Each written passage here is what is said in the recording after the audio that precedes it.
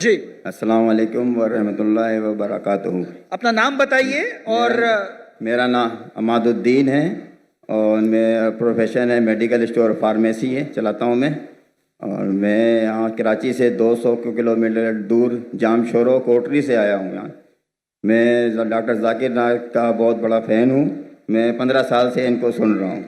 जी सवाल बताइए प्लीज। हाँ, सवाल ये है मेरा कि हमारे कुरान की आयत है अल राशी वल मुर्तशी किला हमा फिन नार, रिश्वत देने वाला और रिश्वत देने वाला दोनों जहन्नमी हैं। तो हमारे मुल्क पाकिस्तान में काफ़ी इदारे हैं, मैं इदारे का नाम लेना नहीं चाहता, और हिंदुस्तान में भी होंगे और ममालिक में भी रिश्वत देते होंगे। तो हमारे मुल्क में यहाँ बहुत एक छोटी सी काम की वजह से रिश्वत देना पड़ जाता है, ना चाहते हुए भी। तो फिर इसके लिए हमें क्या करिए? दोषी कौन है फिर, हम या जो जिसको दे रहे हैं हम वो है? भाई साहब ने कोई कुछ चीज़ अरबी में कही और कहा कुरान में लिखा रिश्वत देने वाला और रिश्वत लेने वाला जहन्नम में। मैं ऐसी कोई कुरान मजीद की आयत नहीं जानता हूँ। हदीस में लिखा हुआ है, कुरान मजीद में जहाँ लिखा है रिश्वत हराम है वो सूरह बकरा है, सूरह नंबर 2 आयत नंबर 188।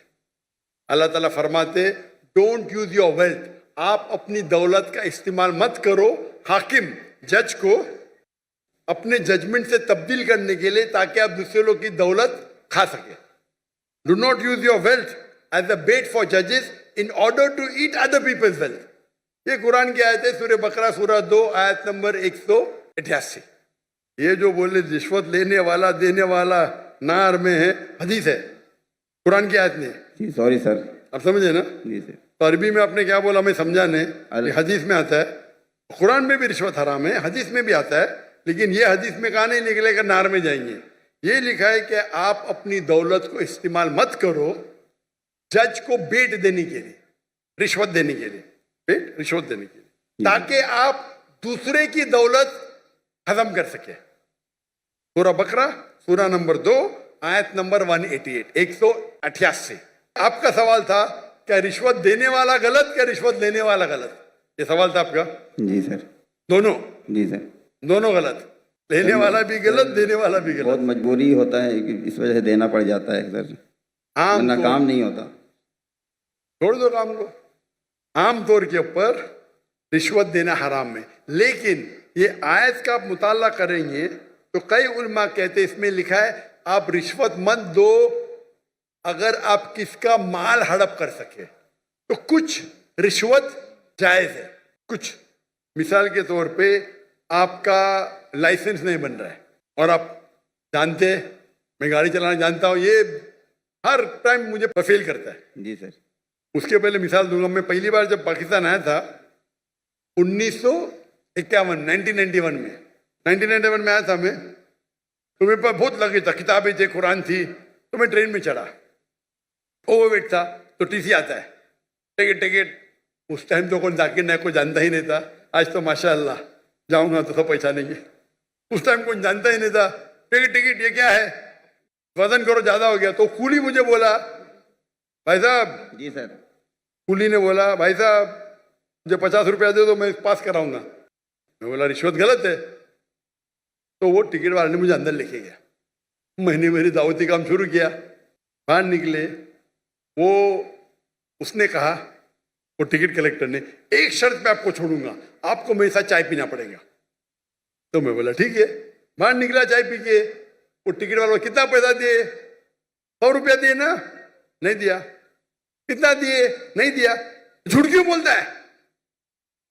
उसको यकीन ही नहीं कि टिकट वाला बिना पैसे मुझे छोड़ेगा। इतनी रिश्वत है यहाँ, आप समझे?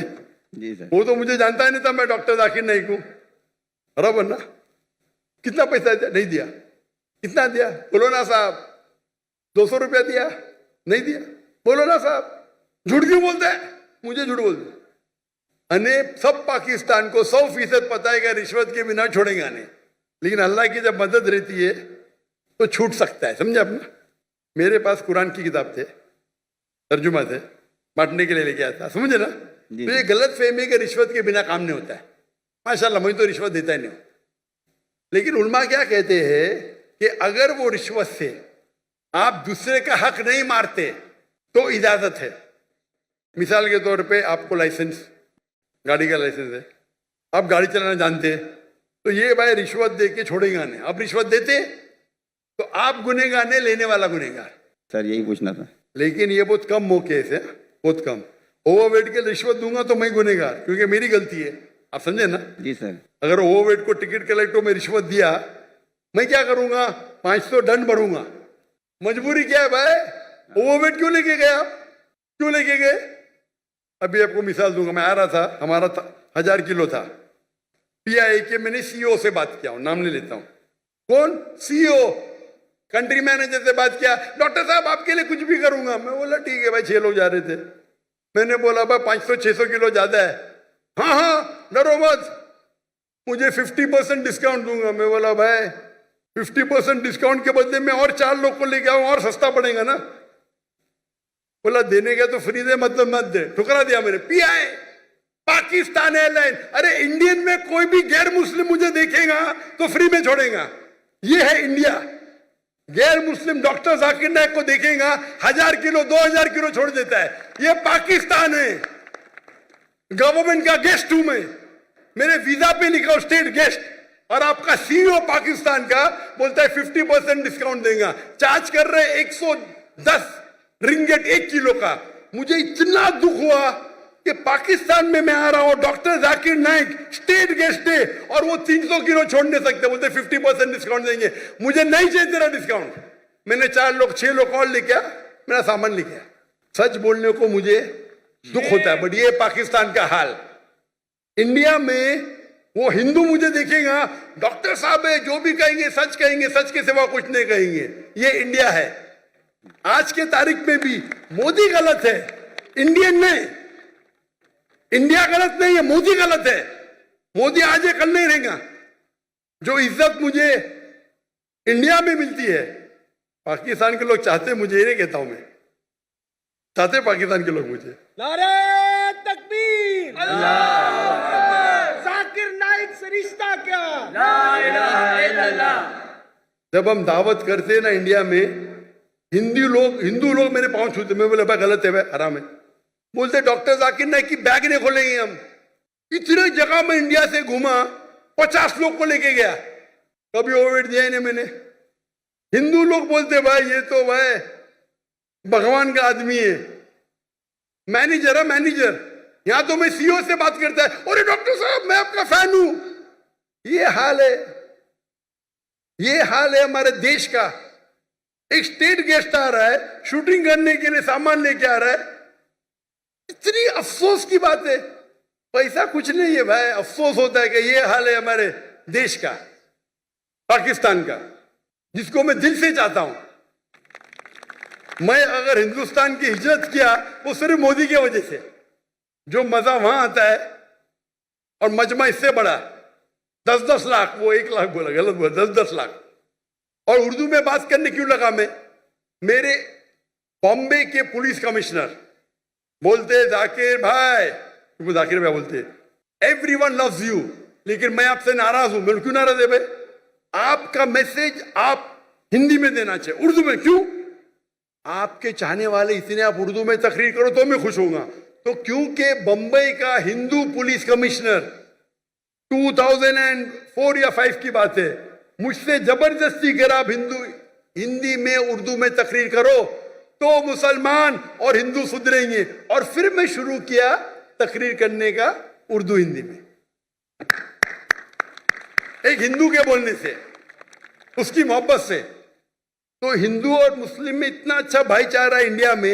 ये कुछ पॉलिटिशियन का प्रॉब्लम है, पॉलिटिशियन। तो मुझे मोदी से गिला शिकवा है, तो मोदी अगर गलत है तो इंडिया को क्यों गलत करे भाई? मोदी गलत है, और इंशाल्लाह आगे रहेगा नहीं, इंशाल्लाह। आप समझे ना?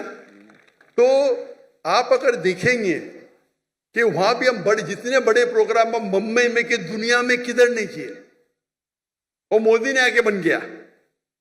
हम बड़े बड़े कॉन्फ्रेंस किए माशाल्लाह। तो ये पॉलिटिक्स, और मैं पॉलिटिक्स के करीब भी नहीं हूं।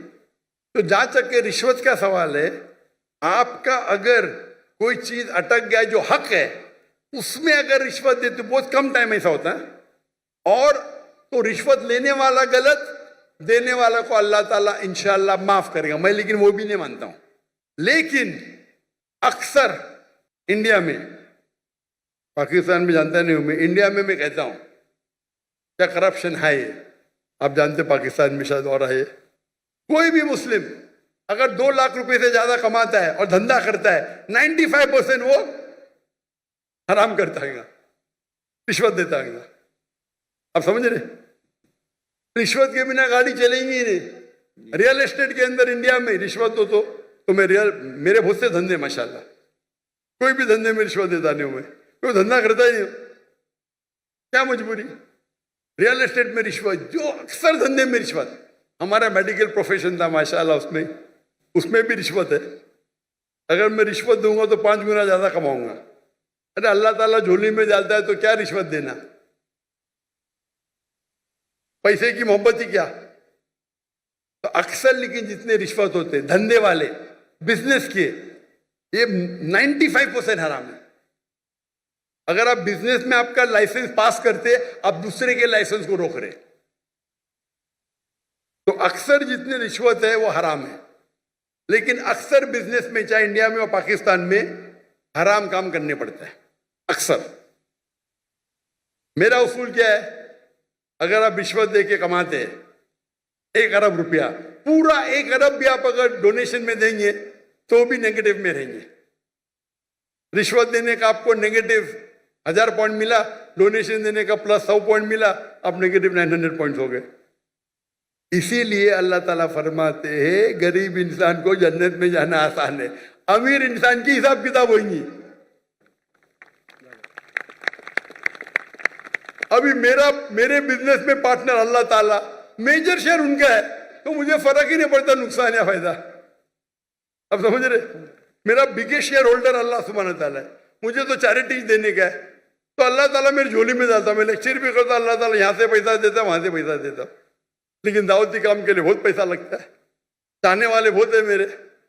लेकिन रिश्वत आमतौर पे देने वाला भी जहन्नम में, लेने वाला भी, अनलेस आप अपने हक के लिए रिश्वत देने में अगर आप किसका हक मारते हो, और अक्सर रिश्वत में हक मारते हो। मिसाल के तौर पे आप टेंडर दिए, टेंडर में कोई आपका क्लर्क आपको टेंडर के लिए, टेंडर का मैं अमाउंट बोलूंगा, आपको पैसा देता है, ये हराम है।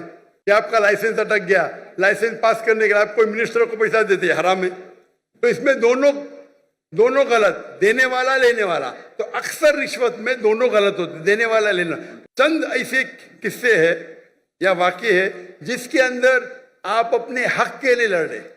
आपको ड्राइविंग आती है, जानबूझ के आपको फेस कर रहा है, जब तक मैं पैसा नहीं दूंगा ये पास नहीं करेगा। उस टाइम आप कुछ पैसे देते हैं तो इंशाअल्लाह अल्लाह आपको माफ करेगा, लेकिन लेने वाले को हराम है। लेकिन आमतौर पे रिश्वत देना लेना दोनों हराम है। Hope the answer the question.